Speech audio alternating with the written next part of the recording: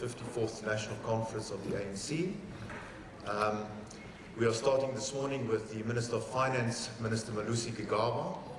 And in the course of the week, we'll have the Minister of Economic Development, the Minister of Trade and Industry, the Minister of Small Business Development, and then we'll wrap up on Wednesday with Minister Jeff Radebe from the Presidency.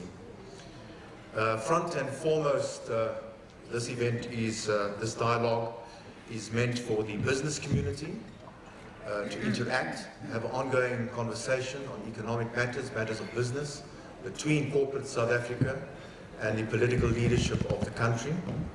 We have a good mix of companies here, multinational companies, national companies, SMMEs. It's important that the full spectrum of the economy is part of the dialogue. I would also like to mention that we have many embassies that are sending representatives over the course of the week. We have noticed this morning already the High Commissioners, ambassadors and other representatives from the Russian Federation, from Canada, Japan, the European Union, Hungary, Australia, UK, Germany and France. I hope we haven't missed any, but I'm sure more will be joining us in the course of the week. You are very, very welcome. Also, just a word of welcome to the media that are here. I hope that we give you some interesting information to gossip about. You are very welcome, and we appreciate the fact that you're getting the message out. Just before I hand over to our sponsors this morning, for which we want to express our deep appreciation, our sponsor is going to be Investec Bank. Just before I hand over to Richard Wainwright, the CEO, let me just say that we're going to have an introductory talk by him, then we'll have breakfast, then at around 8:15, 8:20 at the latest, we would like to start the formal proceedings. So at this point, Richard, I call on you to come and do the welcome.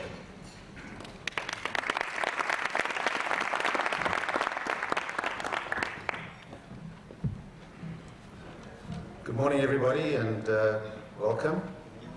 My name is Richard Wainwright, and I'm the CEO of Investec Bank in South Africa. Thank you to our hosts, the Treasurer General, Dr. Zweli Mkhize, and the Finance Minister Malusi Gigaba, and to the Progressive Business Forum for providing Investec the opportunity to share our thoughts on the economy with you today. Most of you will probably better know my colleague Stephen Kossef, who last spoke to this forum at the policy conference in July. Stephen would have liked to have attended this morning to this very important breakfast, but unfortunately he's out of the country. We stand at a critical juncture in our history, and much is riding on the outcome of this conference. South Africa has enormous potential, yet we are fast becoming known for our political and corporate failures. Corrosive short-term behaviors and governance failures in both the private and public sectors have broken trust with citizens and potentially with investors. I do not want to dwell on the negative headlines other than to say that whoever is chosen to lead the ruling party will have to work hard in partnership with other sectors and actors in society to get South Africa back on track. Those of us committed to a better South Africa can still shape our future. We must not spiral into a sense of hopelessness or cynicism. South Africa has faced far worse crises before. We have had brave, competent leaders who have stepped up to the challenge and pulled together for the good of the nation. We need legitimate government and legitimate business to live up to the promise of a prosperous, successful, and more inclusive South Africa. Whoever emerges as the ANC's new leadership must quickly focus on tackling the big challenges impacting society. It's an inevitable but critically important job. Our country's creditworthiness has already been relegated to junk status.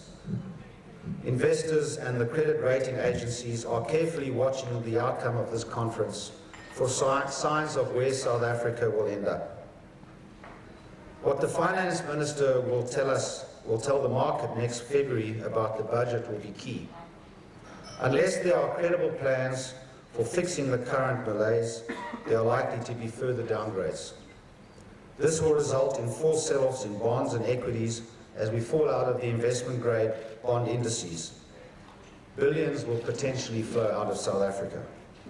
In contrast, if there are signs of prudent fiscal policies being maintained, credible plans for fixing the SOEs and municipalities, improved governance, strengthening of our core institutions, and consistent pro-business policies, there will be a significant turnaround in sentiment.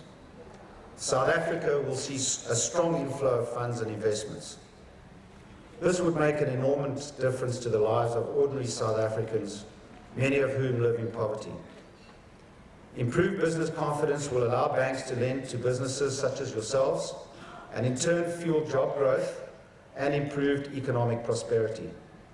This in turn will also drive more social stability. To get there, we need a concerted effort to pull back from the looming fiscal cliff. Further immigration by an already small tax base and threats of a taxpayer revolt could spell the death knell to a stable society. What then will happen to the 17 million plus South Africans who depend on social grants for their survival? If we do not grow the economy and the tax base, government's ability to invest in public infrastructure and services and pay the teachers and nurses and police who make our society function will be jeopardized. There must also be acceptance that business is not the enemy. Business is the most significant contributor to the economy. According to a recent study commissioned by BLSA, the direct output created by BLSA's 57 members was 1.9 trillion rand last year. That's 1.2 times the value of total budget expenditure by government in 2016. Big business supports smaller enterprise in the supply chain. This is what will drive a more inclusive, transformed economy. Nearly 1 trillion rand, or 67% of BLSA's members' expenditure, was paid to smaller suppliers, enabling them to employ people, pay taxes, purchase supplies, and make investments. In fact, big business employs almost 7 times the number of public sector employees. Its positive impact on the economy and the lives of South Africans is significant. It is vital, therefore, that there is a conducive environment for business to thrive. And while it is true that business also has governance failures, there generally are consequences where collusion, fraud, or mismanagement are proven. The competition authorities have imposed hefty fines on some companies, and the BLSA, through its contract with South Africa and Integrity Pledge, has committed to rooting out corruption and pushing for the higher governance and ethics in its own ranks. And perhaps this is more acute today than we thought so perhaps 2 weeks ago. Similar commitments are also needed urgently in the public sector. We also need regulatory certainty. Populist rhetoric, while politically expedient in the short term, scares off investors both locally and internationally. Economies only thrive with a strong private sector and sound legal and regulatory frameworks. Chile, Singapore, Hong Kong, South Korea, Mauritius, and India are proof of this. They have lifted millions of people out of poverty by following pro-business, market-orientated models of government. If SA is serious about job creation, more inclusive growth, and uplifting the majority out of poverty, we too must follow suit. These are some of the messages that investors will want to hear in February during the budget speech. The most urgent task at hand is to fix Eskom. Eskom is the business' biggest systematic risk to the entire economy.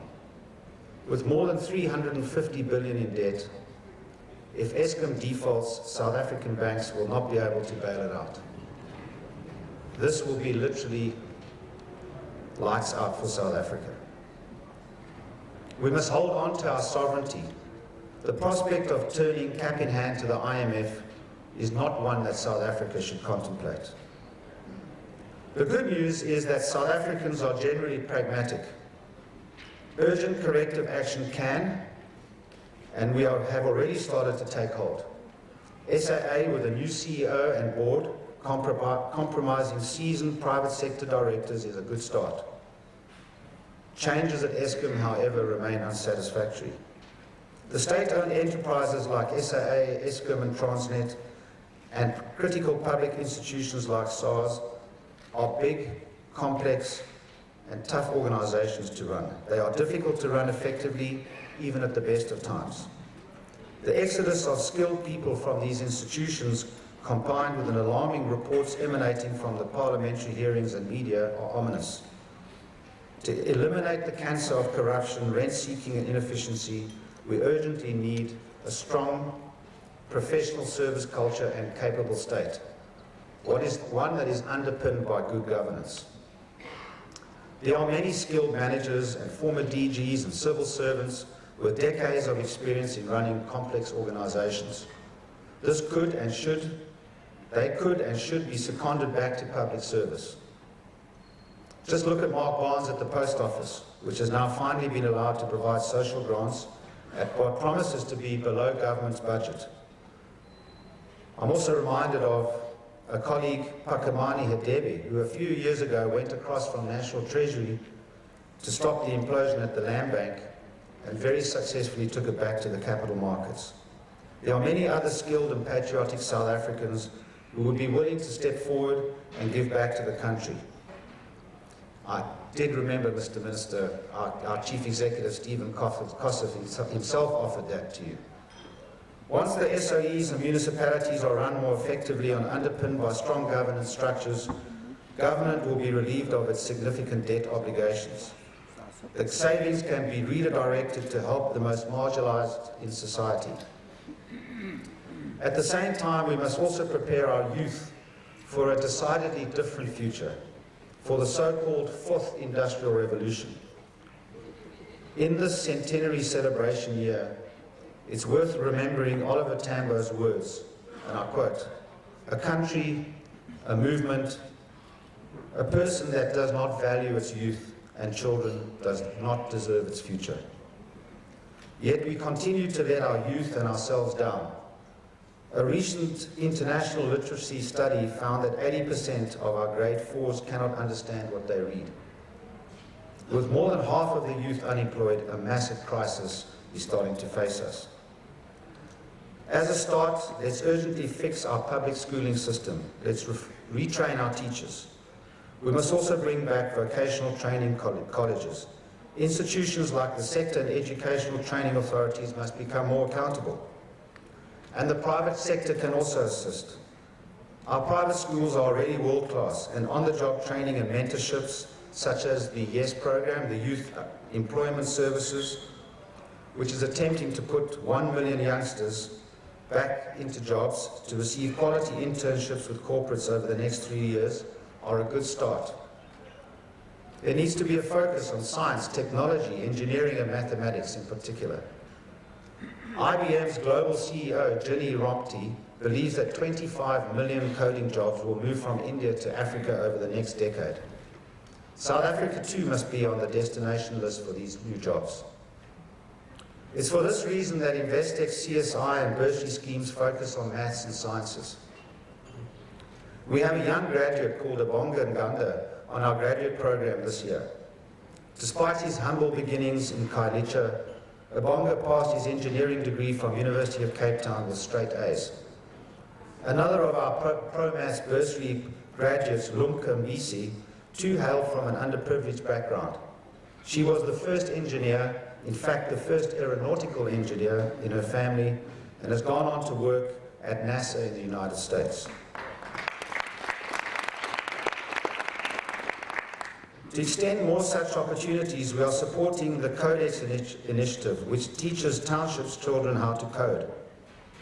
And through Investec Equity Partners, we are also funding Vumatel's ambitious project to deliver more affordable broadband internet access to underserviced townships. Clearly, not everybody can aspire to be an aeronautical or electronic engineer. Other areas where South Africa needs to focus on to create more jobs and opportunities are in service industries, tourism, hospitality, education and healthcare. Why not speed up the creation of special export zones which would absorb low-skilled workers? Providing tax and export incentives while limiting red tape, such zones have been used internationally to attract investment and encourage manufacturing. There are some quick fixes, and there are much harder, longer-term programs that need to be put in place by the new ANC leadership if we are to get South Africa back on track. Business, labour and government must address these issues together. The reality of South Africa's situation must be recognised by all stakeholders. A new social pact that rebuilds trusts with broader society is urgently needed, and the Minister of Finance hosted a meeting yesterday, many of you will be aware of, where this very issue was discussed. We have no time to waste. The future of South Africa is in all of our hands. In closing, allow me to wish the ANC all the best over the next few days as you elect your new leadership. I thank you and enjoy your breakfast.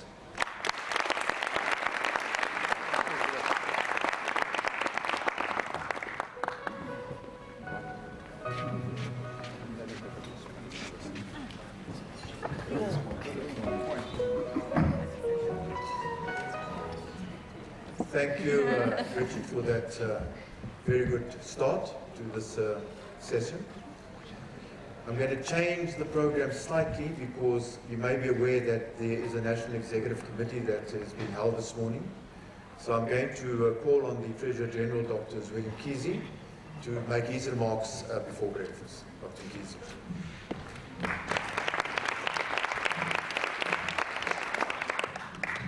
Thank you very much, Darren, our convener of the PBF, the Minister for Finance, Minister Gigaba, and the Director General, the ambassadors, and all the representatives of the diplomatic community, leaders in business, and the sponsor for this morning, Investec, as represented by Mr. Wainwright and the whole team.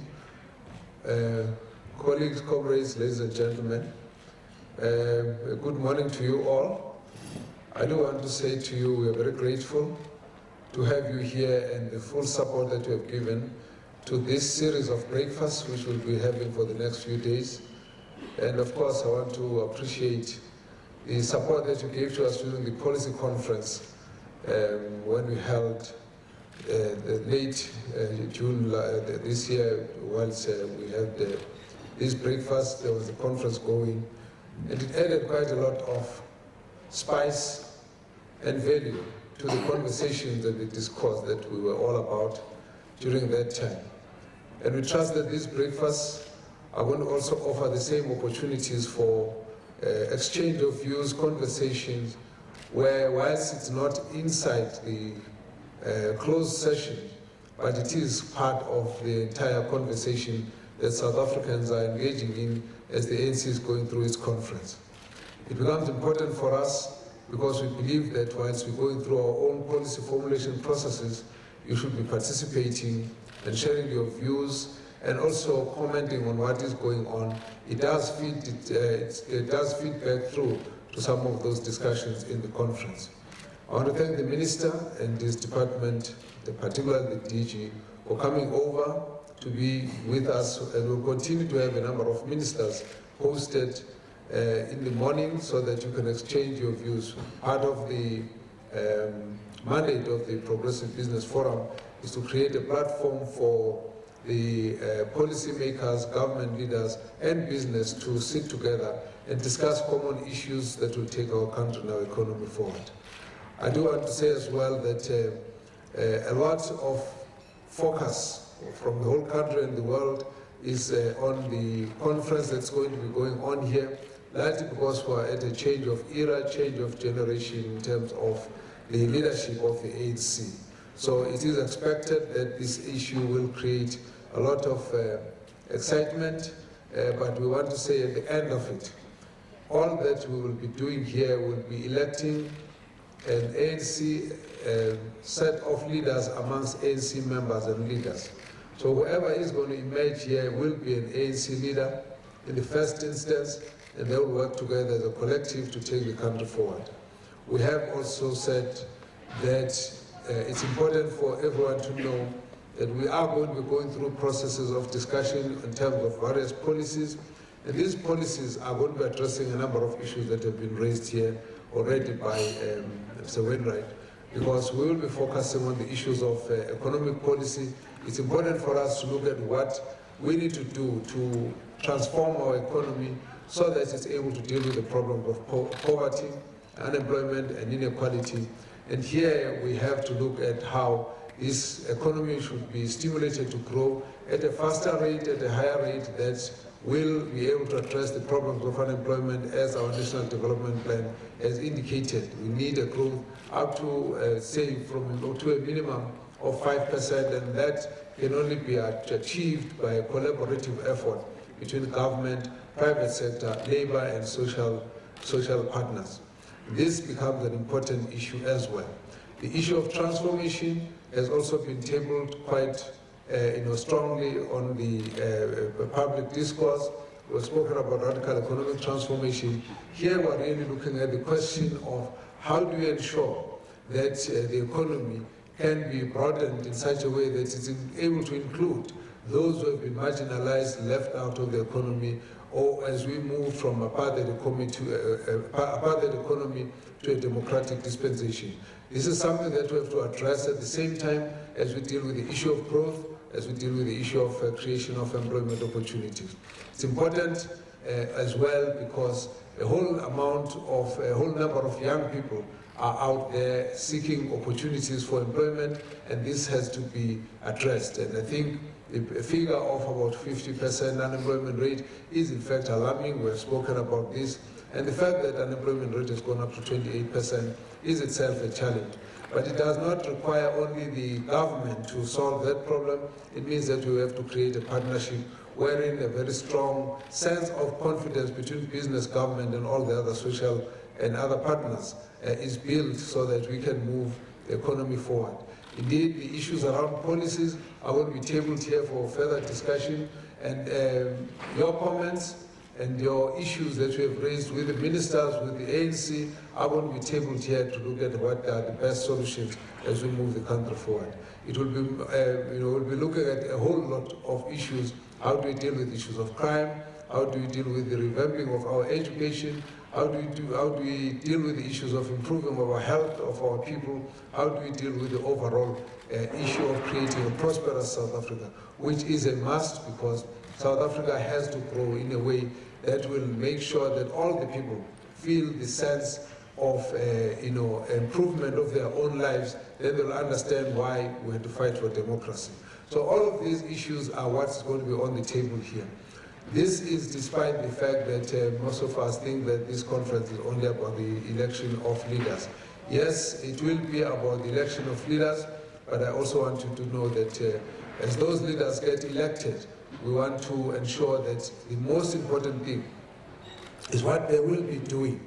So the program after conference of building a strong unity and unity within the African National Congress becomes an important issue. That of also dealing with some of the internal weaknesses in the organization that we have raised as new tendencies inside the organization has to be dealt with.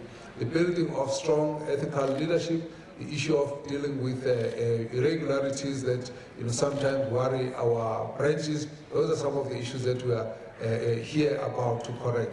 We also are going to be focusing on the leadership that's going to be coming out of here. Has to be the kind of leadership that must inspire confidence amongst all South Africans.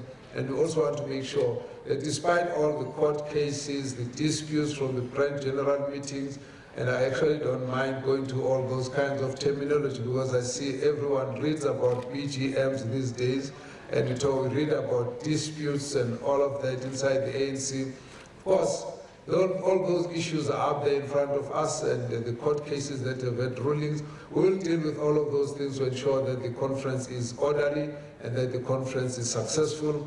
It's not just success for the sake of its own members, but indeed this conference is important for South Africa. It is important about getting us into a direction that all South Africans will feel that we are able to work together, unite all the people of South Africa in a march towards a much more prosperous country. So that for us is the priority as we go into the conference. You have heard that I have to ask to be excused at this point because I'm going to be joining the National Executive Committee, which has to deal with the final touches in terms of the conference. We do want to see the conference starting and also proceeding without any challenges. But of course, as you know, conferences tend to be full of passions and emotions and excitement, but all of that we expect that it should be within what is acceptable within the gatherings of the African National Congress. Minister Gigaba will continue the conversation with you together with the Director General, and as I said, other ministers will be coming through. But from my part, I want to also say, firstly, to thank you all for your support of the Progressive Business Forum. I, as a patron of the PBF, as Treasurer General, has had a lot of support from business and the diplomatic community. We want to thank you very much for that. I also want to thank you personally for the support that you have given me as a Treasurer General. I am the outgoing Treasurer General, so in the next 2 days, you should have a successor who hopefully will be able to find time in our program to come and introduce and hand over, and then of course the baton will have been passed and we'll be moving on.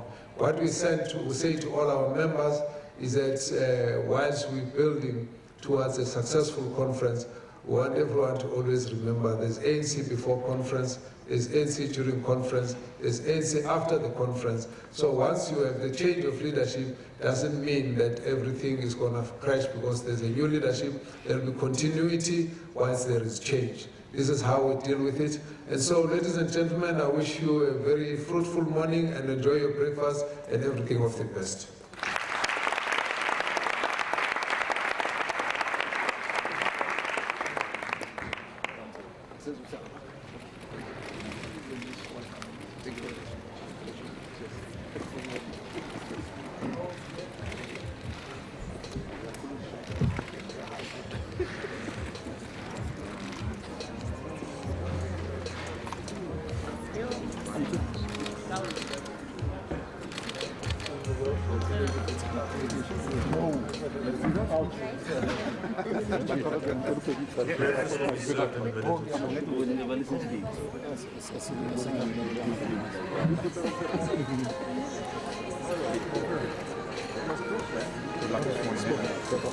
Thank you very much.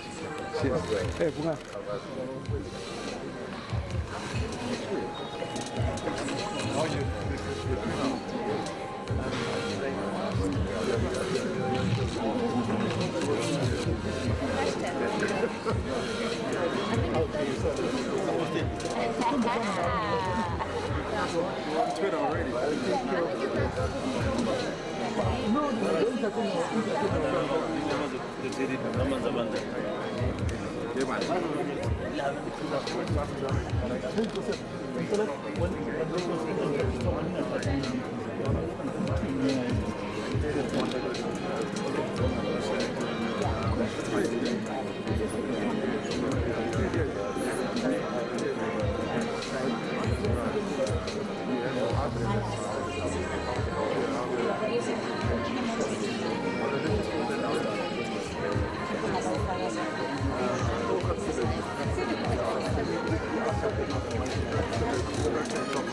Don't have a card on me, but I can bring you here.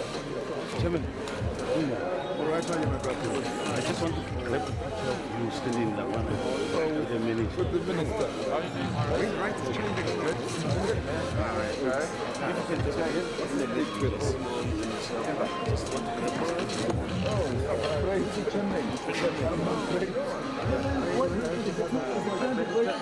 Yeah, it's paid to I don't know, we should hear that. Yeah.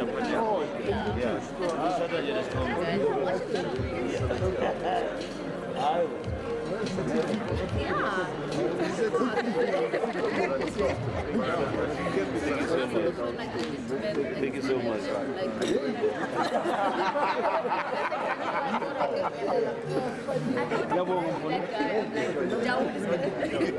Don't be that guy. Don't be that guy.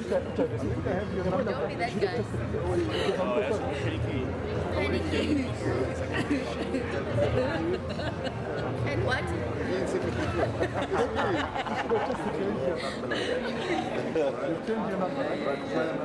And the thing, you don't even know what was they doing wrong, but you know it's just something where you reacted. Something here.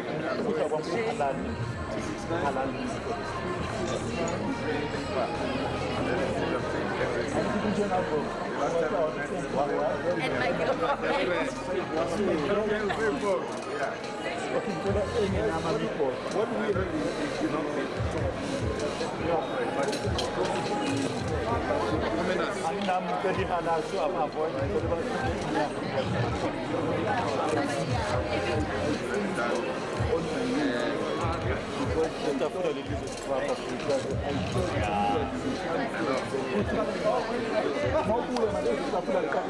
Let's just do this. Check us out. You mind if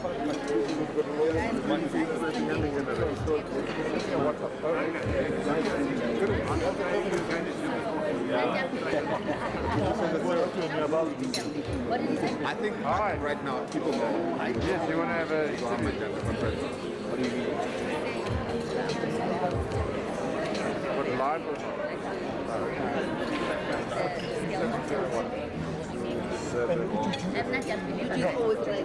or not?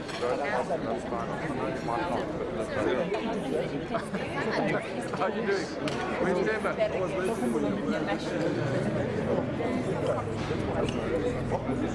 That's me.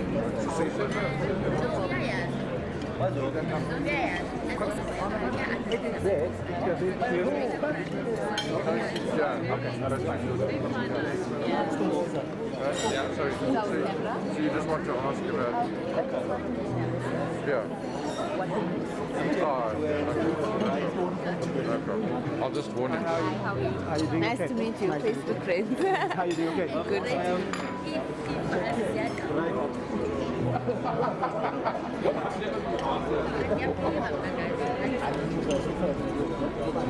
Good.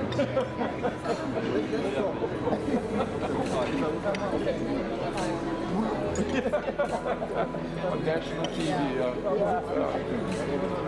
I know if I get it,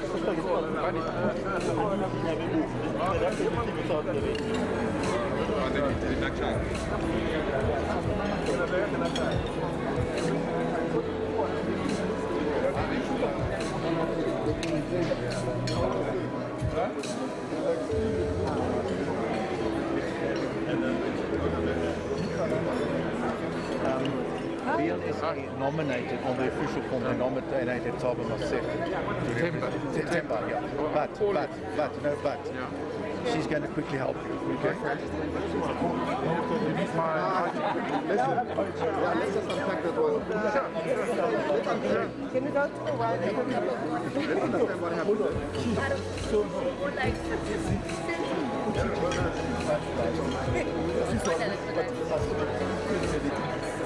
the process was structured like that.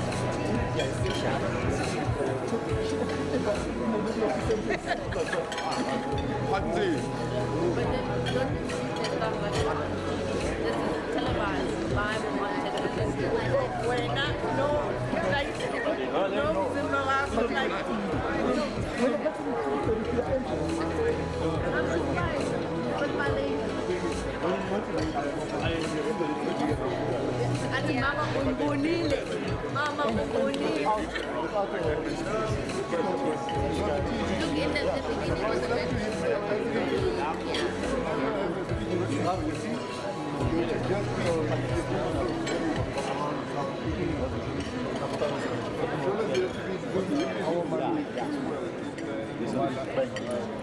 Look in the beginning was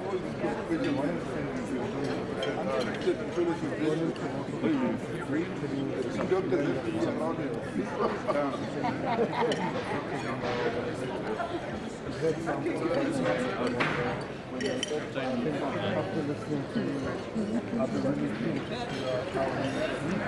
introduce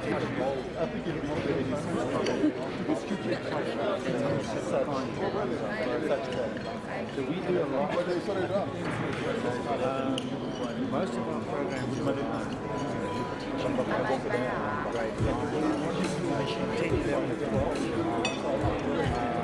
maths and science. Not at this stage. We've got 8 centres. We've put 7,000 success of it is incredibly high. We get very high pass marks. And those that go to university, you won't believe 90% of those that go to university. Why are we here? Most of our focus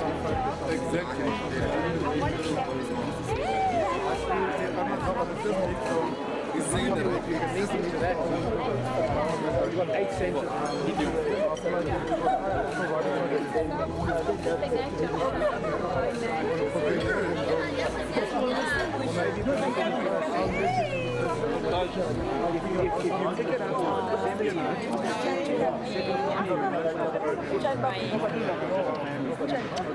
How are you?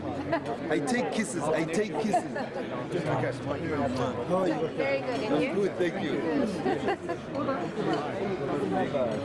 Yes. I must take a knee. You must go down to the bed and eat.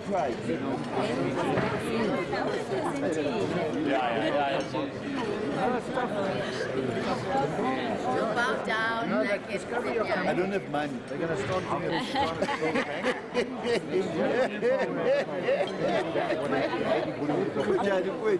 Congratulations. I've heard about it. I've actually heard about it. So what's going to happen when the doctor goes?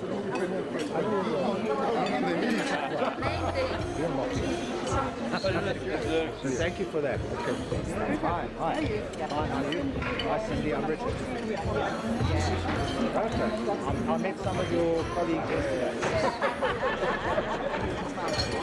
Okay. How's it going? Very well. I mean, Have we done some deals with you? I also want to go Yes. Lambeck. I know Pakumani for many years. My chick. Where is he at the moment? I spoke to him. And I actually spoke to Daniel Manelli about him.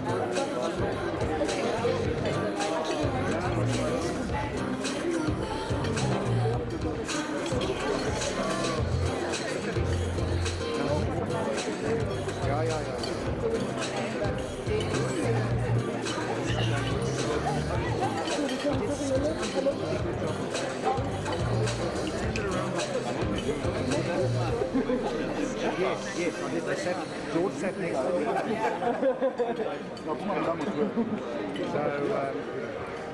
yeah, we were at a meeting.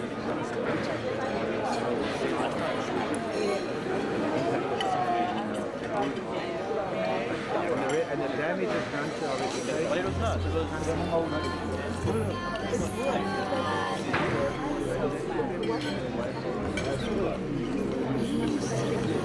Anybody want to join?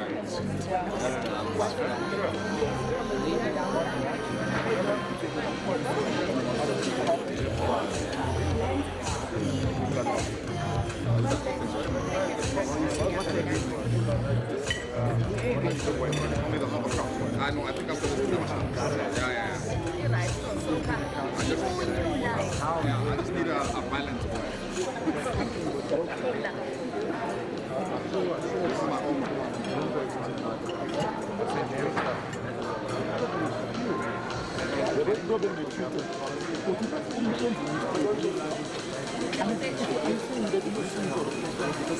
Yes, sir.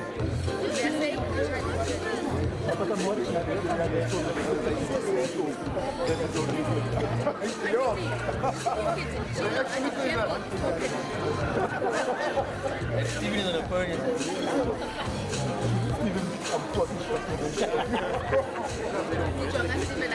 just have to do it, man. They don't look bad now. It's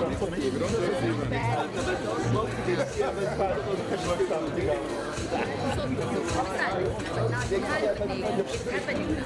Allow it.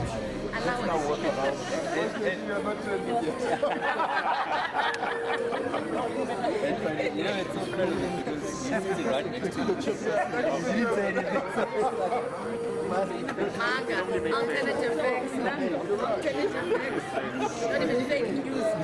Alternative facts. Yeah, but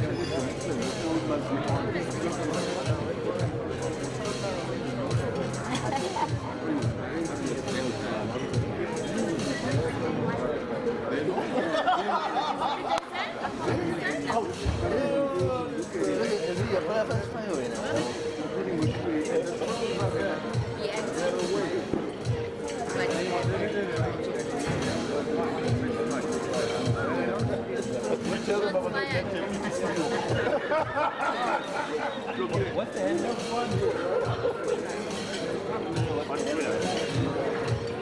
Is Blackfoot our way? everyone is awake, guys. Everyone is awake. And see, apparently it's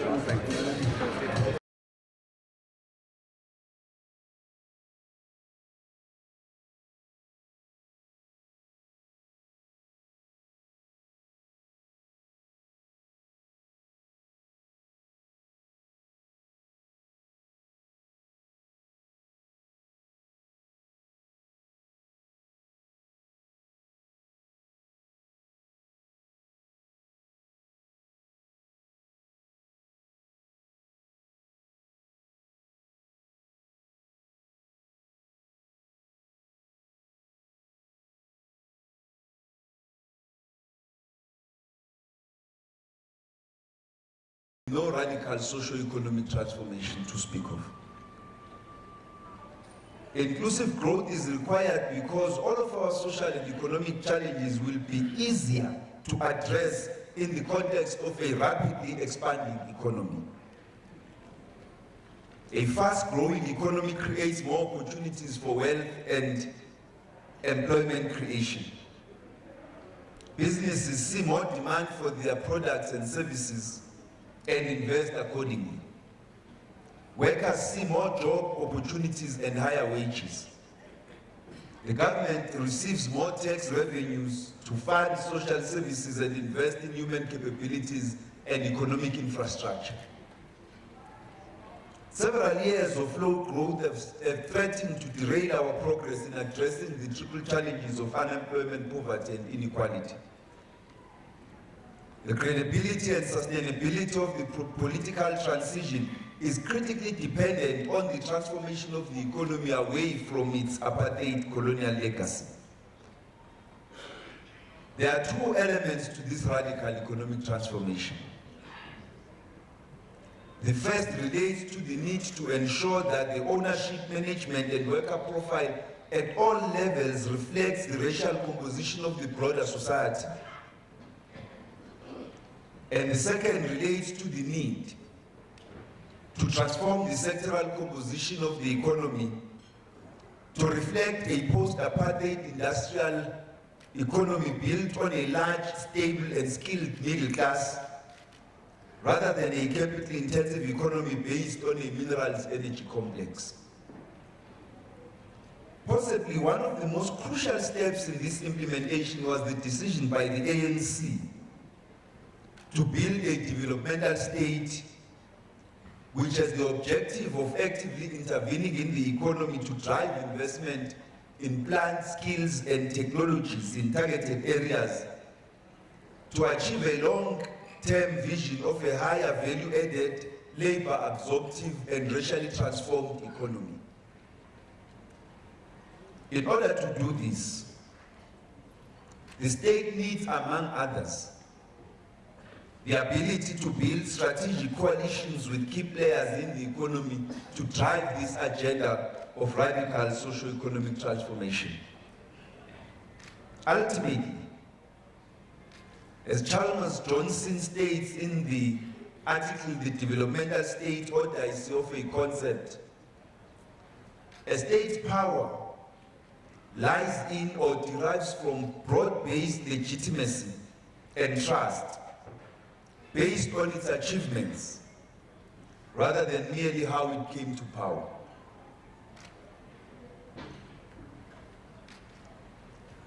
Ultimately,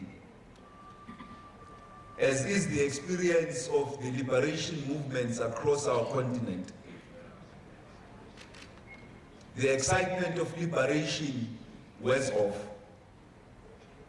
and people start asking the question, what has this state that we created achieved to change our lives?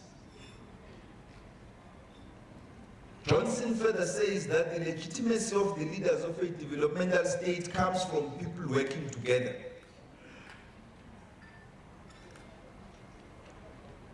The strength of a developmental state is its ability to forge a common vision for the people and to unite them behind that vision as the organizing philosophy of the nation,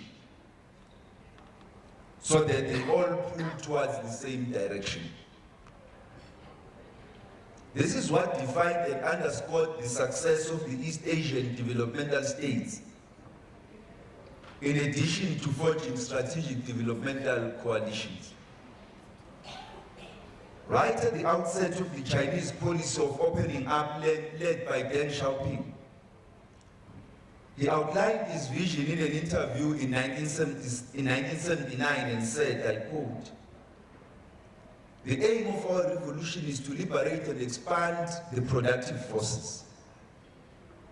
Without expanding the productive forces, making our country prosperous and powerful, and improving the living standards of the people, our revolution is just empty talk. We oppose the old society and the old system because they oppress the people and fettered the productive forces," close quote.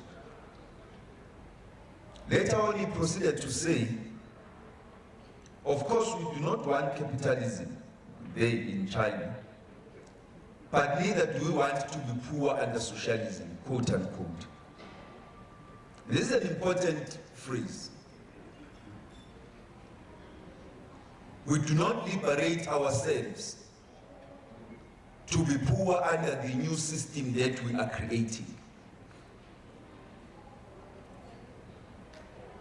The point I am making through this quote is that the new system we are building to replace apartheid colonialism must distinguish itself by its ability to expand the productive forces, make the country prosperous and powerful, and improve the living standards of the people as a whole, especially those hitherto oppressed. The Asian tigers and China have achieved this, and build a powerful vision for their societies based on achievements rather than the perpetuity of dreams undergirded by rigid dogmas. We opposed apartheid colonialism not only because it was unjust and repressive, but also because by fettering the productive forces, it denied us the chance to improve the living standards of all the people.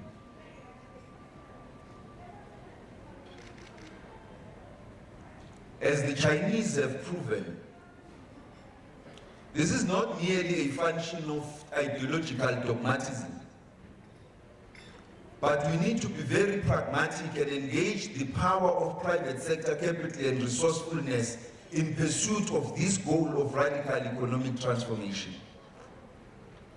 What the Chinese can teach those of us is executing the national democratic revolution is that the people do not eat ideologies and dogma does not achieve higher growth rates or even inclusive growth. Radical economic transformation cannot be achieved through antagonizing, marginalizing, and even maligning the private sector. We need to harness and provide leadership to private capital in pursuit of the radical economic transformation agenda. Both to get out of the current period of slow growth as well as to achieve high industrialization and inclusive growth, we need the strategic partnership with business, labor, and civil society in general. In an environment of fiscal constraints, business confidence is the cheapest form of economic stimulus. The immediate challenge is to resolve policy uncertainty by adopting and implementing growth-enabling policies. In relation to state-owned companies, particularly ESCOM, we need to act decisively to address their governance, management, and financial sustainability.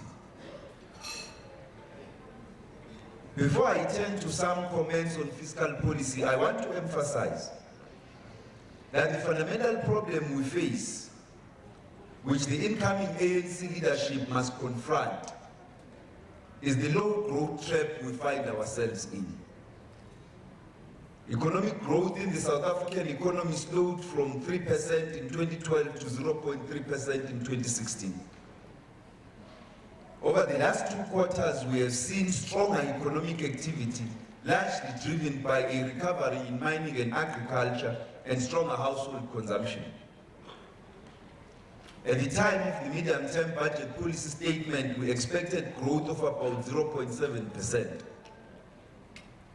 Recent data suggests that economic growth could be close to 1% with further potential for upside surprise.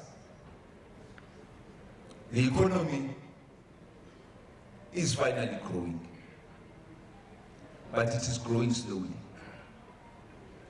just at or even below the rate of population growth, while demands on government for public services, social spending and investment are increasing. This has increased the pressure on our fiscal framework in the form of persistent budget deficits, leading to our debt to GDP increasing steadily where we would prefer to stabilize it. A sustainable fiscal framework with stable and falling debt is not a concern merely for ratings agencies and investors. It is rather a reflection of our financial health as a country. We take our relative macroeconomic stability for granted, but it is a key asset for a developing country. Sustainable public finances give us the autonomy to decide policies without being pressured or dictated to by international lenders. We should continue zealously to guard and defend our fiscal sovereignty. We will take the necessary tough decisions to continue fiscal consolidation and destabilization as we move towards the 2018 budget in February. This will stabilize public debt in the coming years and ensure macroeconomic stability. However, fiscal consolidation is not the ultimate solution. The ultimate solution is to reignite growth. Only a return to decent growth will create the conditions to get all our citizens working, create opportunities for widely shared prosperity, and provide government with the resources to fulfill our social needs, invest in human capabilities, and appropriate social and economic infrastructure.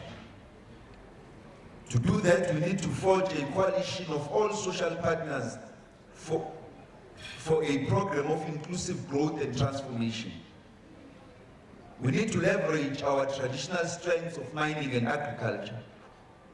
We need to nurture and expand growth sectors such as tourism, renewable energy, and oceans economy. We need to reindustrialize the economy and find niche sectors where we can be globally competitive, such as in advanced manufacturing. To do so, we need to do some difficult things. We need to address education quality and access. To make the most of our young population, we need to graduate competitive matriculants with core skills in reading and comprehension, mathematics, science, critical thinking, and problem solving. We need them to be able to access higher education and vocational training. Issues of access to higher education have been quite rightly brought to the fore by students in recent years. Quality vocational training linked to the skills needs of industry and apprenticeships opportunity is critical for building the skills and capabilities to support industrialization. This has been at the heart of Germany's industrial success, for example. It can also be at the heart of South Africa's industrial success. We need to invest in human capabilities at a massive scale. We need to improve our policy and regulatory environment. We have to do a better job of managing competing demands and imperatives among stakeholders. We cannot have policy stalemates which last for years. Government needs to move at the speed of business, not vice versa. We need to put in place the conditions to be globally competitive. We cannot have logistics costs which are higher than our developing country peers and expect to industrialize rapidly. We need to build a social compact between business and labor where workers receive a greater share of profits in exchange for higher productivity. We need to invest in knowledge and innovation to be competitive in the fourth industrial revolution and the industries of the future. We need a dynamic SME sector and venture capital environment. We need to address the trust deficit in government and the private sector. We need to fully investigate allegations of state capture and public corruption to restore citizens' trust in government. If citizens do not trust government, even worthy programs will be difficult to implement. We need to address government's failures in the private sector, especially with regards to the independence of audit firms, audit committees, and non-executive directors, and deal decisively with instances of corporate fraud and corruption. The Stein of Saga must receive the same amount of public scrutiny as all other allegations and instances of public sector corruption. Ultimately,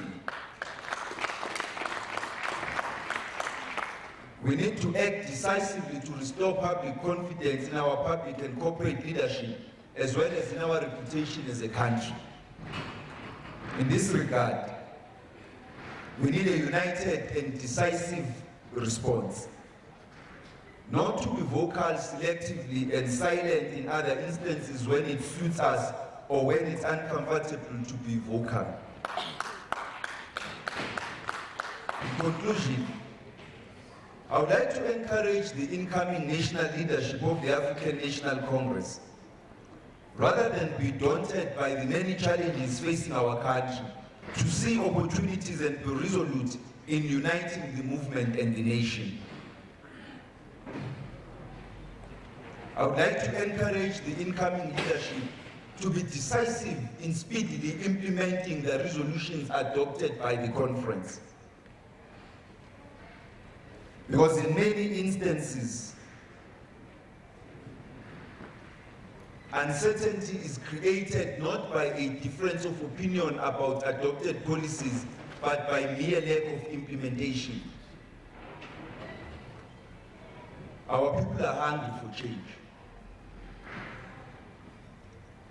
But our people are also resilient and dynamic, and will welcome progress. All eyes are on the ANC. The country is looking to us for leadership. We dare not disappoint them. Let us grab the mantle to offer a compelling vision and forge once again a dynamic and developmental coalition of all social partners to build the South Africa we want. One that works for all who live in it. The change in leadership provides a grandiose opportunity for continuity and change. This is the moment. Thank you.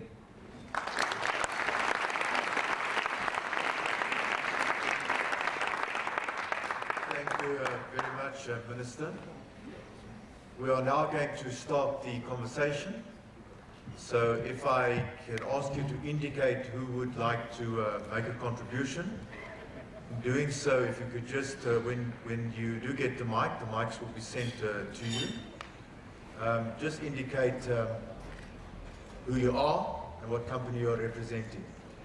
And if I can please ask you just to keep the question or the comment as short as possible so that we can allow more questions to be accommodated. I see one indication so far and a second. Okay, so we'll start at the table at the back there.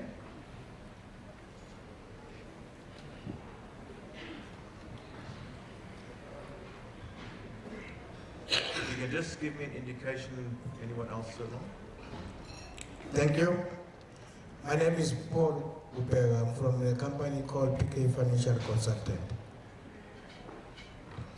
Okay, my contribution here is in the form of a question.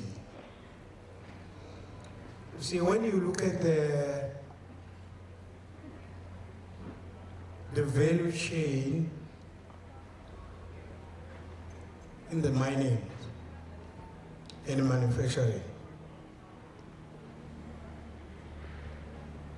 you find that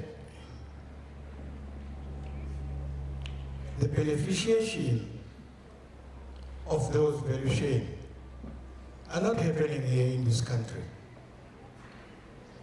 especially the mining and the manufacturing. When the ANC is going to come with the policy of saying, look, the value chain is manipulative, let's fix it. Because this unemployment, this fiscal problem is caused partly by this value chain that create jobs in other countries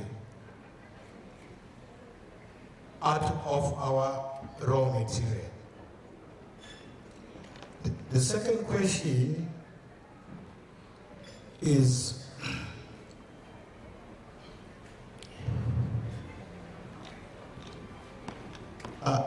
the gentleman from Investec, I like his discussion, it's really nice, but I disagree with him on the basis of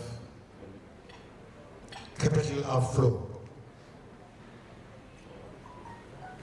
from the country, that the skill that was there at SARS, it allowed those money to go overseas. Now, because they have allowed those money to go overseas, now they're saying we are resigning. What a stupid decision. You allow money to go away, then when there's no money, you say, I'm leaving. Now, when you look at the OECD transfer pricing report, the OECD, especially on the mining in Africa, is telling us a very serious story to say transfer pricing compliance or transfer pricing management is so complex that even the international communities are not able to manage it.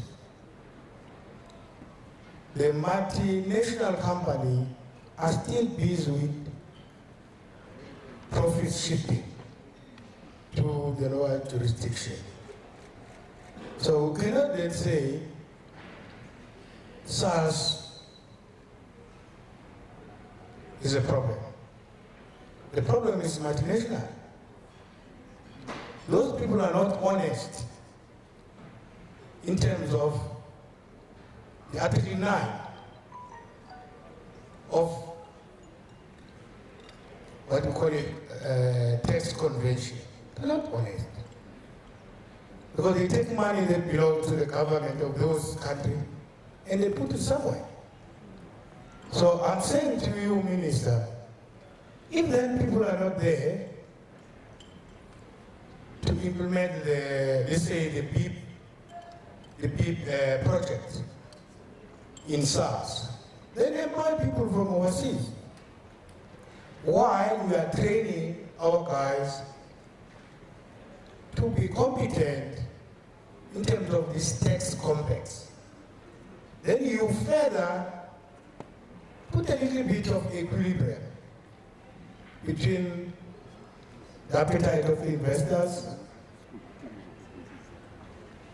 and the collection of tax that is a little bit aggressive. Because the tax net, should be further stretched in order to cover a little bit of fish that are not covered, so that our fiscus will be better. Thank you. Paul, remember afterwards, the credit card machine is at the back for the second question. The table here in the middle.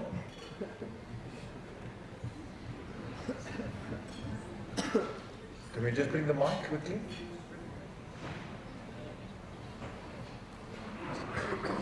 Please give me indication who wants to follow.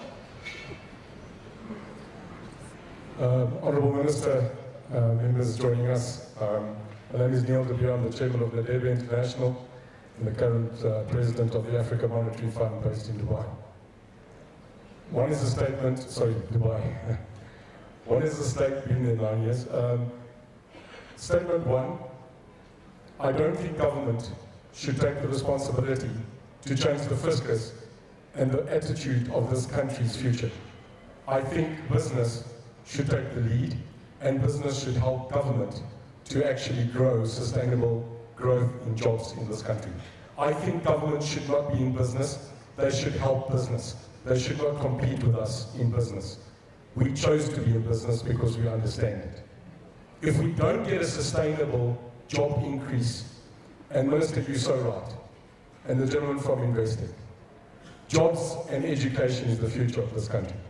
If we have illiteracy, we can't speak to our future that can become the entrepreneurs. So here's the question. Last time I stood here, we answered Minister Rob Davies' question when we were talking about white minority capital. And for 18 years, I was part of white minority capital. It's alive, I'm part of it, I'm now standing on the other side. White minority capital exists, I'm a white guy, I know it. I need the people. So let's declare it today at this conference. It's alive. So let's not mix words here. We meet, we greet, we have lunches, and we debate. God. So people like my level, we meet coffee shops and we talk rara. It's time not to see white minority capital as a negative. You have the money, what are you going to do with it? So I think hand the money back and give the people, instead of white minority capital, black majority capital. Let's go to ANC. Ons het die geld man. Ons gee nie die geld vir meer mense. Plain and simply, we pumped 2 billion as an entity into Africa. Yes, you can look. As an ANC member for 29 years of my life, I've come back because it's time to plow back. You want us to break monopoly and monopoly businesses in this country. Those are banking, construction, finance, agriculture, and mining. And if you want us to make black majority capital survive, then help us build construction companies that are owned by black people, funded by us, and give them the tenders so that they can compete with the big companies. So the question here, in finalization, not to pay also a credit card at the bank, because I contribute to the PBF, is, Minister, how do we help you to sit down as industry in this country and change the monopoly attitude and not hide away from it? That is a fact. That's radical economic transformation. Let's start there instead of explaining to the people what is RET.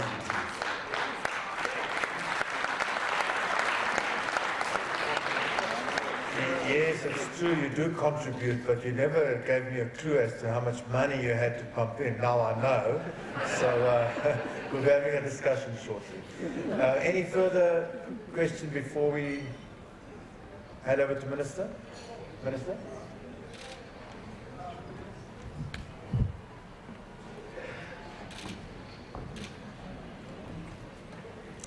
Thank you for the comments.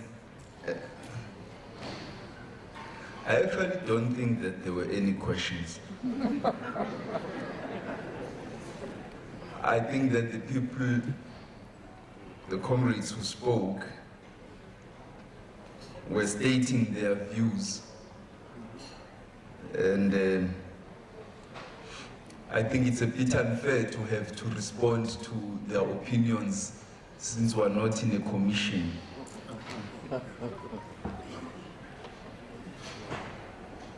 And thanks also to those who were sending me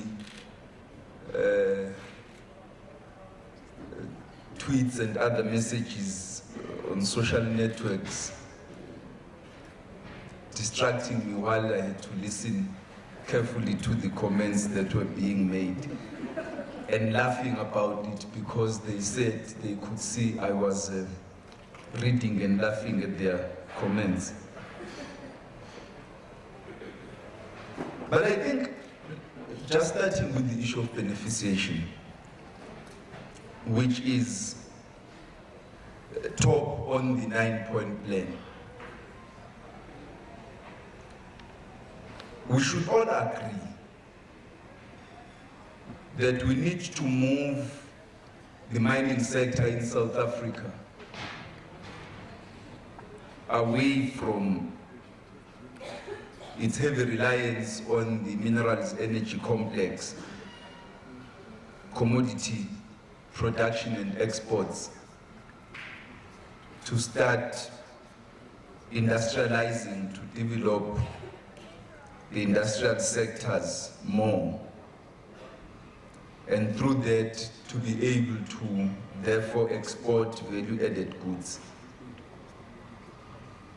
You cannot say that a country which has as many minerals as we do should, even at this stage, still be focusing on what we are focusing on. But I think everybody agrees with that. So we need to move a step further. And and do several things. One of those is to develop strategic partnerships that focus on minerals beneficiation, harnessing the power of the mining sector, the state-owned companies, especially Transnet and Eskom, and the development finance institutions to identify certain minerals and develop industrial sectors in South Africa that are going to beneficiate those minerals. And the provision of infrastructure should then be tailor-made to support those efforts. The provision of the mobilization of capital, the development of skills, the mobilization of technologies, because what happened with our mining sector was that for quite a long time, it didn't focus as much on developing the skills base and the industrial base that would beneficiate these minerals in the country. And so we need to harness all the capabilities that we have. So I don't agree with the view that government shouldn't be involved in business. It depends what business. I mean, surely you don't want to see government running a supermarket. Disaster. Government shouldn't be owning holiday resorts. But government should own a logistics company, a freight logistics company. Government should own an electricity utility. Perhaps not alone. And I guess that's why we are diversifying our energy resources. We are implementing an energy mix program which brings on board renewables and independent power producers. And government should, in how it thinks of Eskom, answer the question, how do we make Eskom financially sustainable? Because the present model of Eskom is certainly not financially sustainable. In actual fact, pretty soon it's going to become an AA. If people were complaining about SAA, Eskom is a much bigger risk and potentially heavier drain on the fiscus than Eskom, than SAA could ever be. 100-fold. So there are sectors to resolve certain challenges where government needs to be involved to ensure equitable access, among others, where government should be involved. But that should be done with a strategic purpose to forge developmental coalitions with business and mobilize development finance institutions in order for us to grow the economy faster and get the economy going. And that is required if we must achieve beneficiation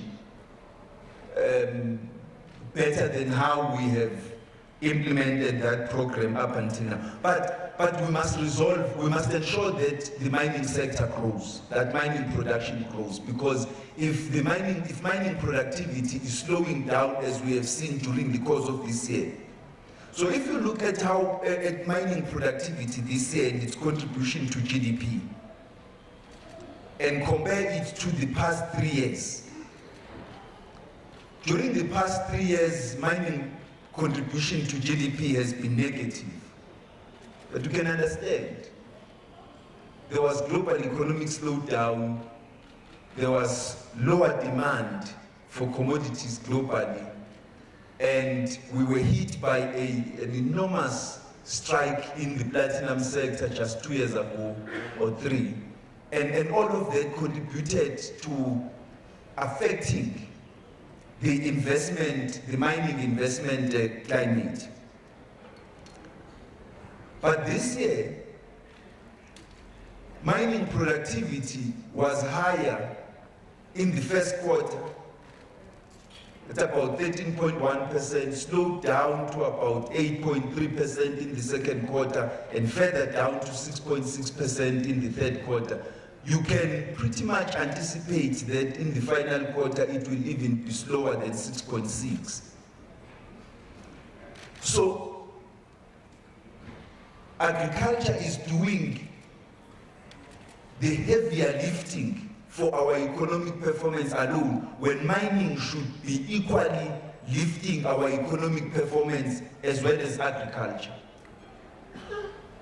In as much as we can celebrate that mining production has been positive this year, at least we expect that at the end of the year its contribution to GDP will be positive. We need to acknowledge that it could have done better. And so, we are talking with Minister Zwane that we've got to resolve the stalemate between government and the mining sector, so that by next year we find a resolution and get our mining sector to be working and performing better again, and playing its role in uplifting our broader economic performance and gross domestic product. So if there is no mining production, if mining production is declining, we should expect that there will not be sufficient resources to beneficiate. And so we need to improve the productivity of the mining sector and ensure therefore that we have beneficiation taking place. But we need, beneficiation is not going to be driven, it's not going to drive itself. It needs to be driven by the state and government and the private sector working together, bringing on board private capital, DFIs, state-owned companies, to ensure that it actually does happen.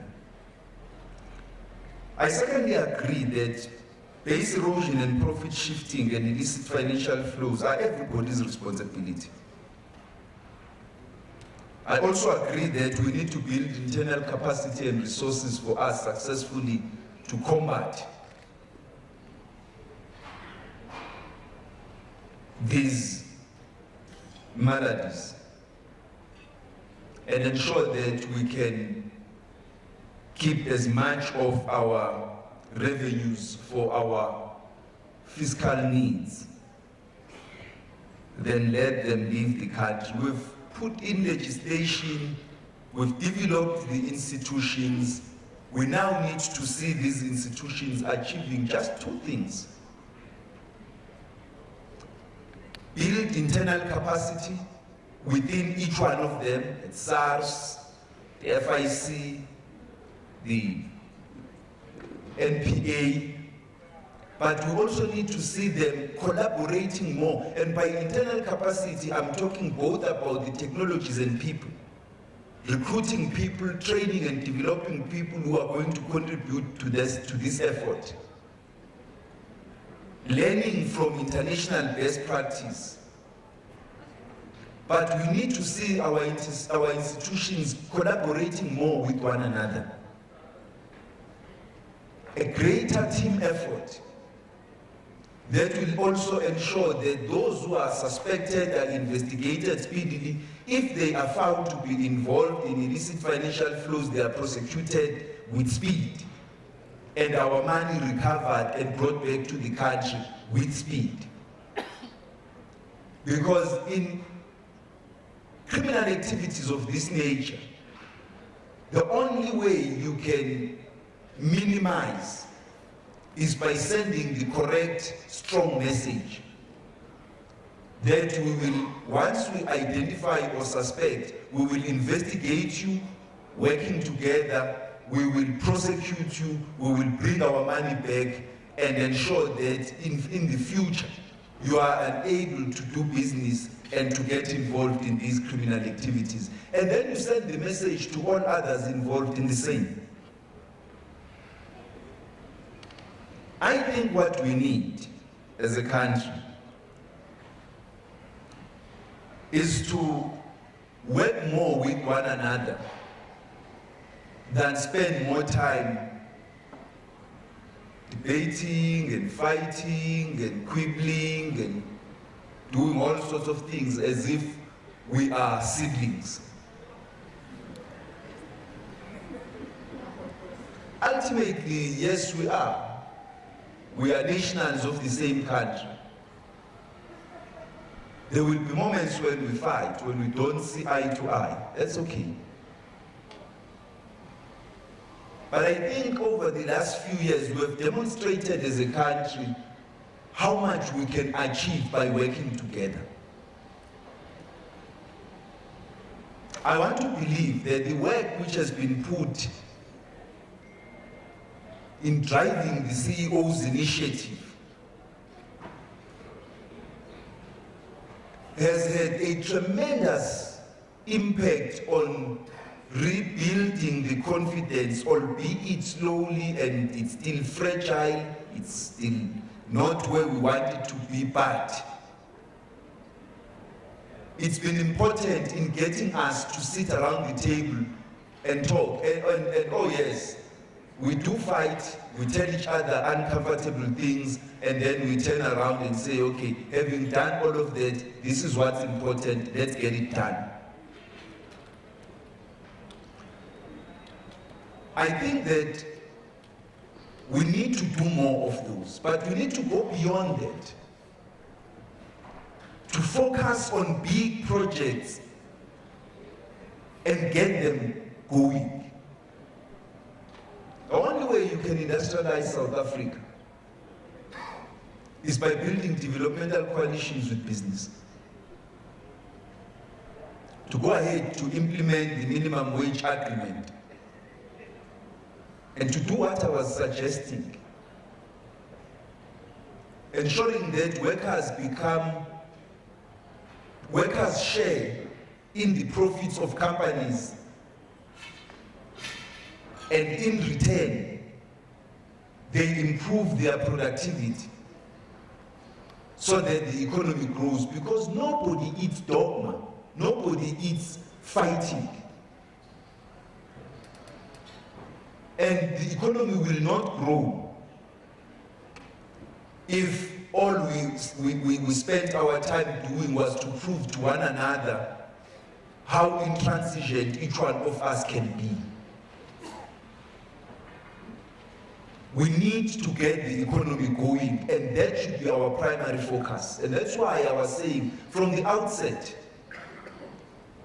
that the most important task for the incoming leadership of the African National Congress is the economy. All other things, I'm not saying they're not important, I'm saying all other things are dependent on the economy growing faster, becoming inclusive, and ensuring that we create employment and prosperity for the whole country. And I think the Chinese leader put it he outlined the task very simply.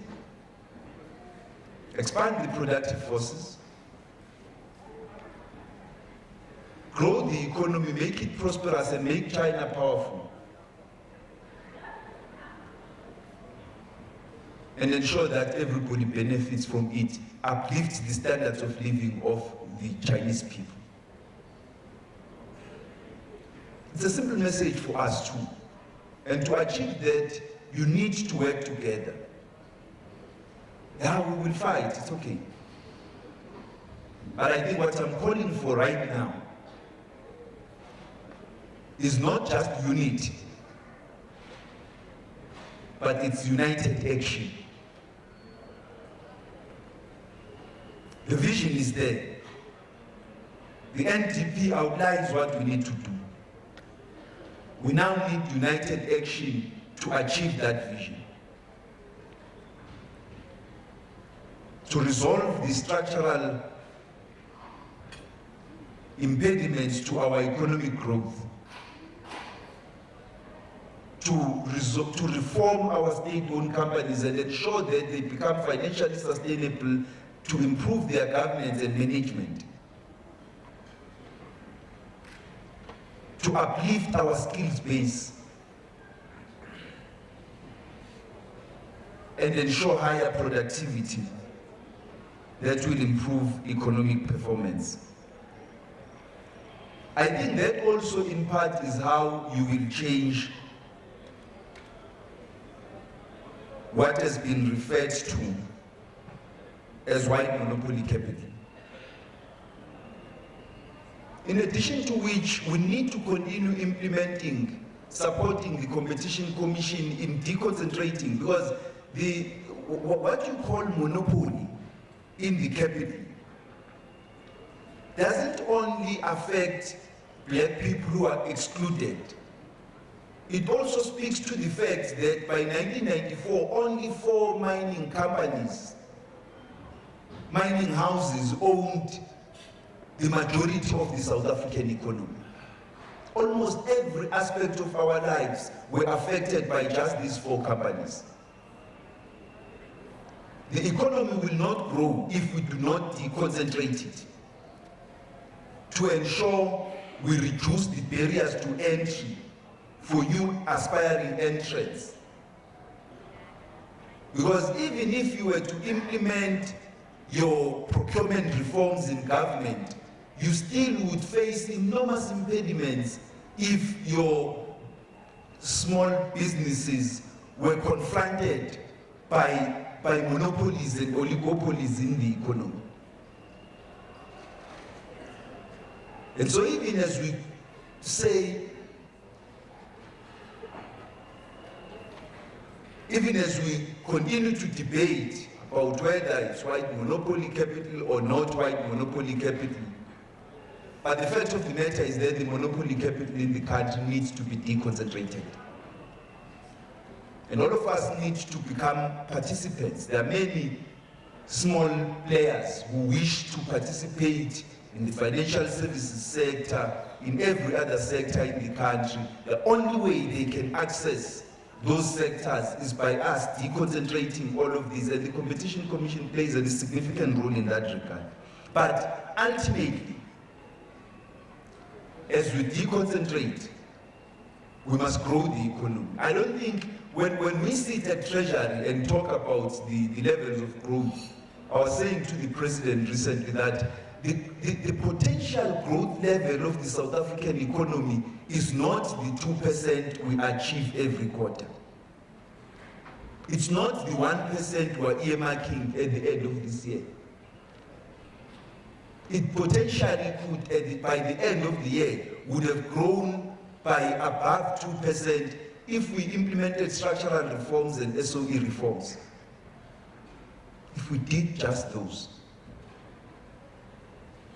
If we took a decision about how to make ESCOM financially sustainable to reduce their debt level, because I can already anticipate the challenge that ESCOM will be facing with the decision that NERSA took. And I support the decision. Because there was no way you were going to give ESCOM a 20% increase in an environment of low demand and slow growth. But the problem that ESCOM will say to us they are facing is, we are financially unsustainable. We've got a huge debt, which we view as a risk to government. They have a huge debt and they've got a build program to complete, and a significant share of the new integrated energy plan to participate in. So how do they implement it? Because we can't take a decision as the shareholder about the financial sustainability of Eskom.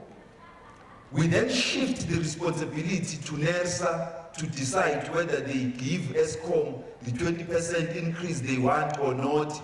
We shift the responsibility to Eskom to apply for a higher tariff because they need to become sustainable. And had that been done, that responsibility, that burden would have been shifted onto the consumer.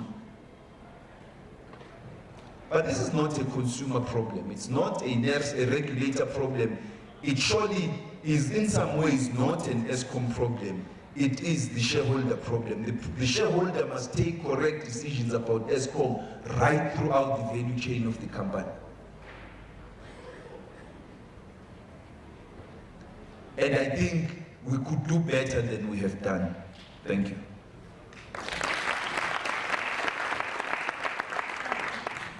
Thank you very much, Minister. We are still sort of moving towards our deadline. Can I take it that, see, now we come. Any further questions? Okay, let's keep it at those last three. We've got about 20 minutes left, so if we can do a quick question and quick response. Let's start over on my left-hand side. Mike, please. There we are. Thank you very much, Program Director. Thank you, Minister. We welcome your views on a developmental state. A developmental state presupposes well-run state-owned enterprises like Eskom. It would be nice, Minister, if, like you said, we have not gone far enough at Eskom, if there could be drastic action taken against wrongdoers at Eskom. That would be a good start. It would give confidence to business. And secondly, there needs to be coordination, Mr. Minister, on how government works. The economy is now growing, but you have the Minister of Water Affairs saying, I'm going to shut down water for municipalities. How are you going to do manufacturing?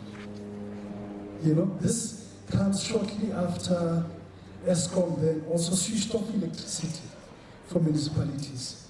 I mean, productivity, how is that going to happen? How are you going to do manufacturing when, even if you shut down after 5, look, certain companies operate around the clock. The infrastructure of the municipality is so big that once it's switched off, when they switch on, not everything is working. So you have a government-owned goal, you know. So I think it's about time the Minister of Finance was given more powers, especially at the strategic level. Not that he must supervise DPE and water affairs, but there needs to be coordination. The ideas he's coming with are very brilliant, but there's an own goal here. Who's going to open a factory in a town where water is going to be shut down? Who's going to open a factory or continue to invest in a town where electricity is going to be switched off? Let's think. Thank you very much. Thank you very much. This front middle table, Mr. Anderson.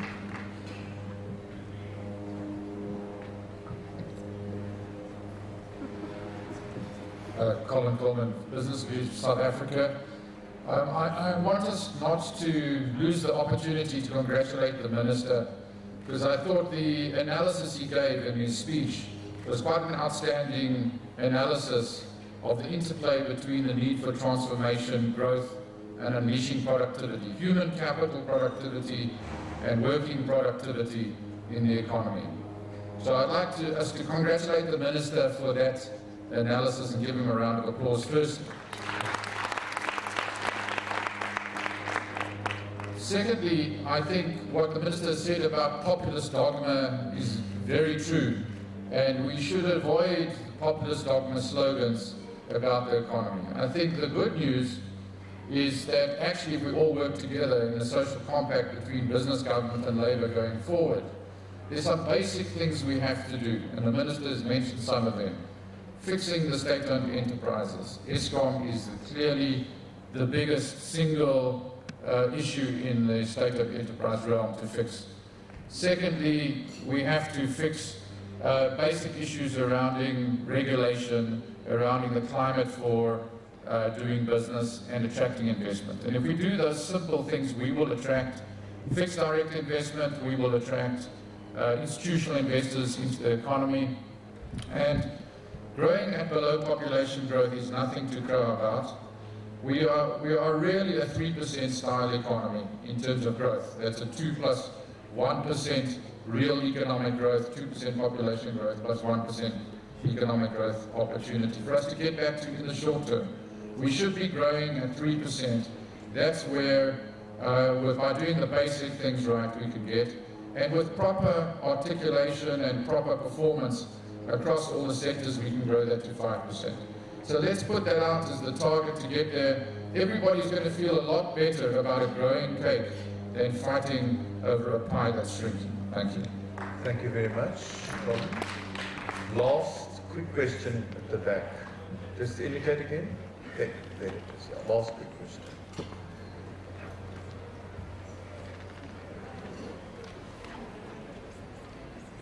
Just indicate to the mic. Thank you very much. Good morning, everybody. Good morning to the Minister. I just have one question. You speak a lot about policy coherence and policy certainty, and this is raised a lot. I just want to find out, when we talk policy certainty, which one are we referring to? Are we referring to ANC policy certainty or government policy certainty? Here's the reason why I ask. You find a policy position of the ANC on a particular issue that is very clear, but government policy contradicts ANC policy. In making investment decisions, which policy directive ought business take into account? And I think this comes back to the very necessity of a gathering such as this one, where the ANC seeks to build or bring business into its confidence about its own policy direction. So to what extent should then the ANC policy direction be taken seriously, where at government the implementation may differ? I'll give an example. The ANC policy conference this year takes a decision around a number of taxes, sugar tax, carbon tax, and so on, that further studies and investigations ought to be done before government implements. But then on the other side, government implements the taxes, which then discourage investment, and businesses are holding back. They are going to retrench, undermining the whole drive of economic growth as well as job creation. There seems to be a contradiction and no coherence as far as the movement that you are talking about, Minister, that let's move together towards a common destination. But the actions in between don't seem to be supporting that mission. Thank you very much. Minister, given the time constraints, quick round. Thank you very much.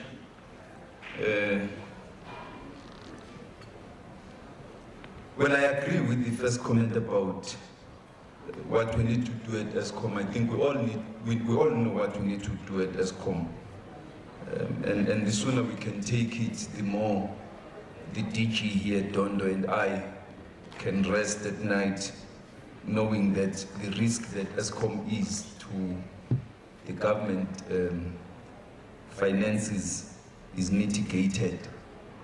I think we've had a difficult year or two of taking difficult, unacceptable decisions that we need to deal with. It's important that we restore confidence, not only of the lenders and investors and ratings agencies, but also the confidence of the public that their state-owned companies are being run properly, and so we can, so that even when they have to pay their tariffs, they do so with open hearts.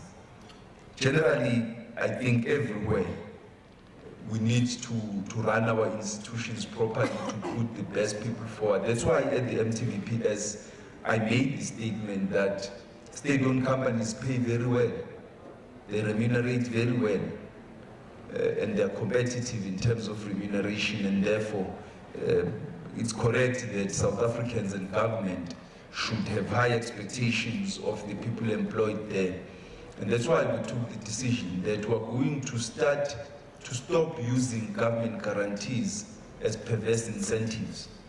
So next year we're going to be introducing a new policy framework that's going to become more stringent on how government guarantees are provided, especially to provide a government guarantee for operational expenditure when the management has run an entity down and the board has either watched them doing so and not done anything or oblivious. I think it's something that has to be dealt with so that the government is not viewed as the bailer of those who are incompetent, corrupt, and so on. I also agree that there has to be coordination. You know, ultimately, the fundamental basis of a developmental state has to be that coordination of different elements of government policy so that they all work towards the same direction. I've been saying that the cluster approach in government works to some extent in making decisions to be taken collectively, but it also is difficult because when ministers come to clusters, each one comes with their item, their memorandum, they want it adopted so that they go and implement. And there isn't a place where coordination is done and we can check whether this policy being propounded here is going to be aligned with the broader developmental goals that we need to implement. I think several countries, including the MITI in Japan, and other institutions that were established in other countries to ensure that there is such coordination. Several countries showed the way. In Singapore and in Turkey, what they have done is to place economic policy coordination, not cluster running. Clusters must continue doing what they do, but economic policy coordination must be placed at the presidency. That's what I would wish that in the next administration, the presidency of the country will play a greater role in coordinating economic policy formulation and implementation and driving it so that you are able to resolve a number of difficulties. On the one hand, you have the Department of Transport approving the open skies policy. On the other hand, you have the Department of Public Enterprises wanting SAA to become a viable airline. The two departments are negating one another. They're negating one another. You are opening your skies, you are allowing airlines to fly from everywhere to anywhere in South Africa, but SAA is not allowed in any country to fly anywhere except to land at the international airport of that country, period. So SAA can't take people to Dubai and proceed to, what's that other place where there is a Grand Prix? Abu Dhabi, yes. So SAA can't take people to Dubai and proceed and pick others up in Dubai and drop them off in Abu Dhabi, and whilst at it decide that, we can also go to another country. It's not allowed. It's not allowed to land at Heathrow and proceed to Manchester. It's not allowed. But no, not us. You can do what you want. You can actually land people at Nazareth if you want. You have the Department of Home Affairs passing visa regulations. You have the Department of Tourism raising a red flag. There has to be a way of coordinating this. But having said that, municipalities must pay for their water bills, really. Yeah. Because coordination doesn't mean that those who don't pay must be allowed not to pay. Somebody has to foot this bill, this debt, and it surely is not going to be me. So my point is clear. You owe the Department of Water Affairs, pay them. And if you don't pay them, the Department of Water Affairs must implement all debt collection measures they have at their disposal so that they have the revenue we need. Because right now, if you look at our government finances, a great deal of those finances are composed of debts to state-owned companies, debt by state-owned companies and other government departments to other government departments, composed of fruitless, wasteful, irregular, and unauthorized expenditure. If we dealt with all of those things, perhaps our revenue shortfall would not be as high as it is. We would be having a bit of breathing space. So I think we need to become coordination. I think the point you are making is that coordination means that the institution must function. Those who receive services must pay for the services. Those who must collect their debts must collect their debts. So that at the end, when I, as a citizen, pay for my water bills or my electricity bills, and the municipality does not transfer the payment to ESCOM or to the water trading entity, it is not me who gets punished by having my water and electricity switched off, but the matter is resolved simply by the payments that are being completed. So that is quite important, and an important point in the coordination. Colin, I'm not going to comment on what you were saying. I appreciate your comments and the suggestions you are making. And we will continue to work together in the CEO's initiative to drive the growth in the economy. Policy uncertainty, that too could become a problem. That too could become a problem. But at times, I think the examples that we use can be interesting, because it's not that right at the outset, but let me not get into the specific of the issues because they affect me, and I would like to argue. Let me say the point of principle being made is that ANC and government policy need to be aligned too. And that again is the responsibility not of all of us additional members of the NEC, because we're all equals. Sometimes we can't give one another instructions, but the leadership, and the policy leadership of the ANC and of government is the presidents. They need to provide that leadership that resolves those issues. And I think that after 2007, we emasculated the presidency of the ANC. And I think we made a mistake because we took away its capacity to coordinate various aspects of ANC policy and alignment between ANC and government to ensure that there is alignment and smooth implementation of policies in that regard. But I think you are absolutely correct.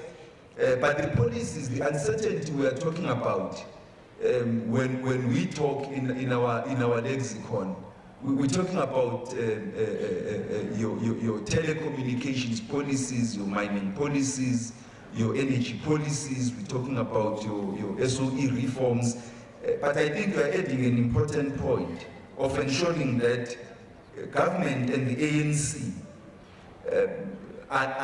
align their policies before they are even taken further, so that you don't get at the level, because government would have better resources to investigate and research many aspects of policies that the ANC as a party may not have.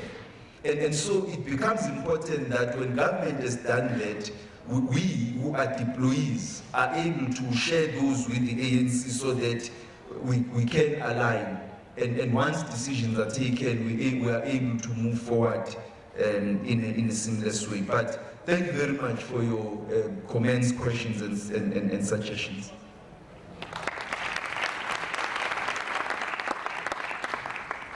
During the morning, 1 or 2 questions were also posed to Richard. So, Richard, if you can maybe just deal with that. And we're going to call on you now to just wrap up the morning and do the vote of thanks on behalf of the business community. Richard? Thanks very much. The one question that I do recall that I was asked to address was with respect to the outflow of capital. And my comment really was around the potential outflow resulting from further downgrades. You know, up to 50% of our domestic bonds are owned by international investors. So that's up to 450 billion rand. And the real threat to the economy and to our currency, the stability of our currency, is if those foreign investors lose confidence and we fall out of the world indices. So that was really the capital outflows that I was referring to. Just some comments on transfer pricing and you know, I'm not an expert at tax, but this clearly is a global issue, and if you follow international leaders, even in the developed world, they really battle with this. And I would support the Minister's answer, and it all has to do with the strength and the skills and the institutional capability that SARS would have. And I think it's fairly common knowledge that that institutional and skill base needs to be rebuilt. Just to then comment on the Minister's speech, similar view to Colin. In fact, while I was sitting there listening, I was trying to pick up pieces where I could criticize him or stand up and have a fight with him, as we like to do. But I must say that the principles of the policies and framework that the Minister referred to are very similar, I would guess, to what business and in particular Investec would support.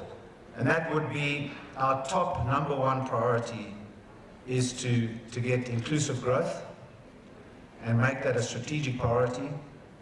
And that in its turn would lead to job creation and the transformation of the economy that we want. So there's absolutely no disagreement from that perspective. Where we may disagree is how we do that, and that the role that the state would play in the economy, the broader role. From a business perspective, and I'm speaking as a banker now, we would like to see things done a lot quicker. We would like to see us stop scoring our own goals. Every time we score a goal, we seem to have 3 against us, 2 of which is our own goals. And just some examples on that would be the Yes campaign. This is the campaign that my colleague Colin Coleman and our Chief Executive Stephen have been working, and others, very hard on to create job opportunities and mentorships for 1 million of our youth. This has been worked on now for 18 months. We appear to have alignment between business, labour and government, and yet we still can't kickstart that. And earlier on this morning, I requested to the Minister, please, can he open the blockages that are causing that? This is a national strategic imperative that we get this program going. I think the other things, just the speed of execution around us sorting out our state-owned enterprises, in particular Eskom. We had the privilege of hosting the Minister in a breakfast similar to this in Washington in October of this year, where we had about 180 international investors and banks at the breakfast. And the Minister agreed with us and recognizes the urgency of Eskom. And again, I would say to him, please, Minister, to use all your influence that you can to get Eskom and other state enterprises on the right foot. As far as policy certainty is concerned, there was a question earlier around the mining space. We as Investec, we do lend and we operate into that environment. I can tell you it is extremely difficult. The risks inherent in that industry, because of the policy uncertainty, make it both difficult for investors, being equity investors, and in fact banks, to lend into that sector is very, very difficult and very difficult to price for us. And largely it results out of not of the commodity risk or the geological risk or the mining risk itself. It's the risks associated with policy uncertainty that make it very difficult to invest there. So, in wrapping, I think on this day of reconciliation, and that is our national public holiday today, I think I've heard, and you would have heard, a lot of commonality here today, and a lot of reconciliation that's done. And to get our economy on the front foot and back to where we justifiably should be, we need Labour, government and business to work collaboratively. And the Minister has facilitated that through many forums, some of which many of you sit on, where we can debate and argue and fight. And we as Investec enjoy that because part of our culture, and I've got many colleagues here, you know that we like to disagree and we like to have open and transparent debate. And Mr. Minister, I think you have led that way. You're showing that we can sit together and create trust through the open and honest debate and the disagreement. And in fact, as short ago as yesterday, the Minister called many business leaders together to deal with this issue of Steinhoff, which is affecting all South Africans in different ways. Whether you be a pensioner or a small investor in the shares, or whether you be a supplier, an employee, or you're an international investor, or in fact you're a bank or a lender to that company. This has put us back in the spotlight again across all those stakeholders. And Mr. Minister, you called all interested parties to an emergency meeting yesterday, and we look forward to working with you on that. So, in summing up, just thank you very much for the opportunity to be here and to sponsor this event. I hope you've all enjoyed it. I certainly have. I'm looking forward to my holiday. It's been a long, hard year. I wish you all well. I wish the ANC well in your elective conference, and I look forward to working with many of you from business and government and Labour in the year ahead. So thank you very much. Enjoy your weekend. Thank you.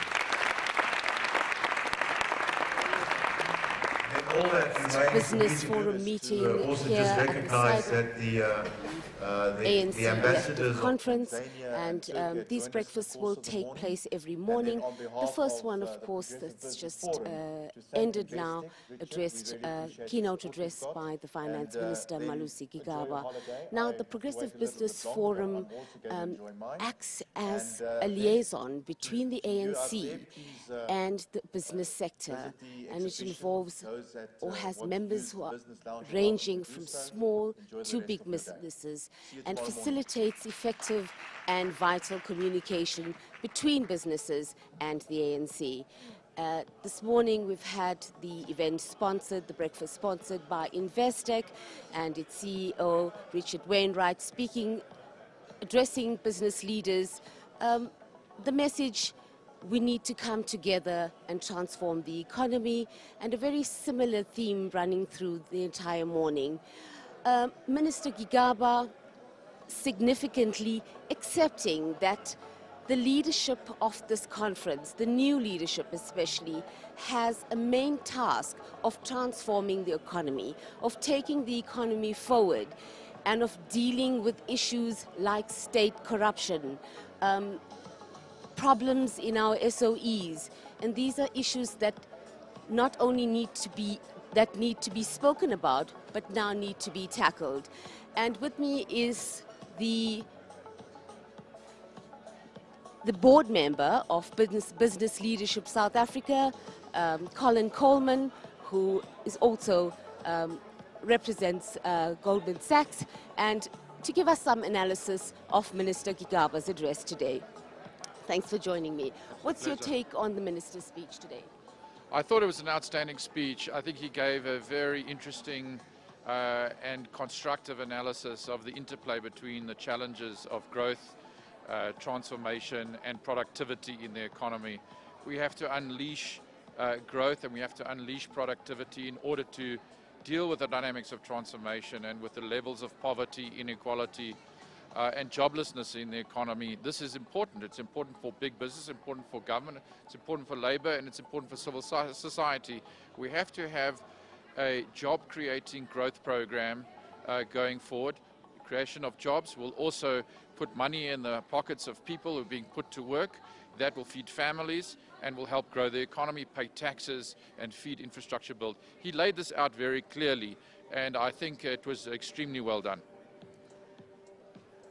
How do you think business people here today feel about the minister's acceptance of what South Africa's issues really are? Look, I think that the business people are sympathetic to the frustrations of the Minister of Finance, and I think those frustrations were worn on his sleeve this morning. You know, the issues surrounding Eskom, the issues surrounding state capture, the issues surrounding his dealing with the productive space in the economy, are very tangible. And we have to clear those issues in order to create economic growth in the country. As I said, we need 3% economic growth in order to grow above population growth so that the people in South Africa get wealthier relative to their current position. If we grow below population growth, we're getting poorer. And we need to grow a lot faster. This economy needs to grow at 5%. To do that, to get the engines firing on all cylinders, business needs to see progress from government in clearing corruption, putting the right people in place, getting the right team, and undertaking a social compact that will drive this productivity he talks about. Thank you so much, and it's back to studio.